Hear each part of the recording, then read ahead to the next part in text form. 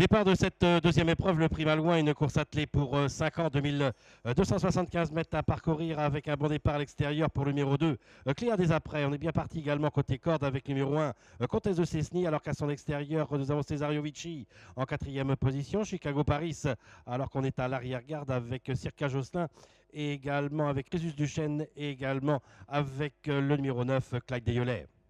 Il va aborder le premier tournant avec Cléa Desaprès qui a l'avantage, avec en deuxième position plutôt côté corde, Comtesse de Cessny, alors qu'on vient maintenant à l'extérieur avec Cesario Vici dans leur sillage. Et en quatrième position, nous avons Chicago Paris, et on se rapproche maintenant avec Cire de Courtison emmenant dans son sillage City Life, alors que côté corde nous avons Clairette de Baume avec encore un peu plus loin Canel des Prés, et à l'extérieur on tente de se rapprocher maintenant avec Crésus Duchesne. On se retrouve ainsi en dernière position avec le numéro 9 Clyde Desyolet.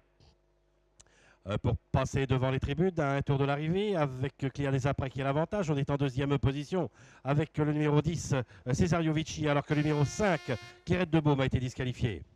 Le tournant après les tribunes, pas de changement. Le numéro 2, Cléa Desaprès, qui amène toujours ce petit peloton, avec dans son sillage Cesario Vici. En troisième position, on se rapproche à l'extérieur avec le numéro 12, Cire de Courtison. On est en quatrième position avec le numéro 1, Comtesse de Cessny. Dans leur sillage, nous avons Chicago Paris avec Crésus Duchesne. Devant encore Circa Josselin, Canel des Prés. Et un peu plus loin, nous avons Chronos Damelin avec Clyde Desyolet. Alors que le numéro 8, City Life, a été disqualifié. À moins de 1000 mètres de l'arrivée, on a toujours l'avantage avec le numéro 2, Cléa Desaprès. On le suit avec le numéro 10, Cesario Vici. On vient en troisième position avec le numéro 12, Cire de Courtison. Alors qu'au côté corde, en quatrième position, nous avons le numéro 1, Comtesse de Cessny. Sur la même ligne, et en cinquième position, toujours Crésus Duchesne. Devant Circa Josselin, accompagné par Chicago Paris. Chronos Damelin fait toujours partie de l'arrière-garde, ainsi que Canel des Prés avec Clyde Desyolet. Il leur reste un peu plus de 500 mètres à parcourir.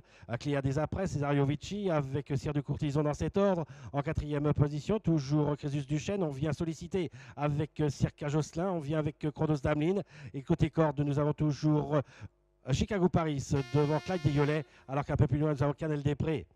Ils vont aborder la dernière ligne droite avec Cléa Desaprès qui a l'avantage. On vient de l'attaquer maintenant avec Cesario Vici. On vient tout à l'extérieur maintenant avec Crésus Duchesne et également avec Chronos Damelin. Il leur reste 150 mètres à parcourir avec maintenant Crésus Duchesne qui a l'avantage, mais on vient le long de la corde avec Chronos Damelin. On vient avec Chicago Paris.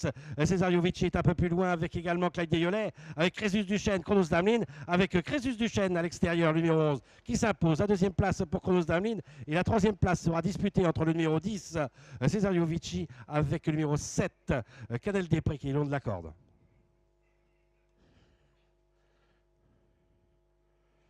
Le numéro 6, Chicago Paris, a été disqualifié dans la phase finale.